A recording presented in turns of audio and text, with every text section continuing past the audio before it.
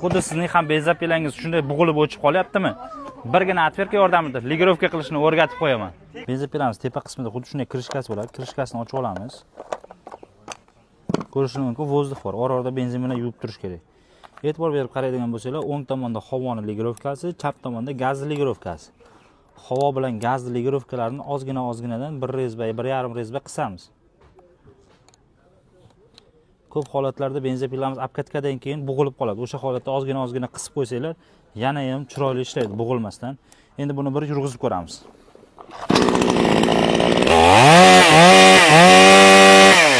Xuddi shunaqa foydali ma'lumotlarni o'tkazib yubormaslik uchun bizga obuna bo'lib qo'ying.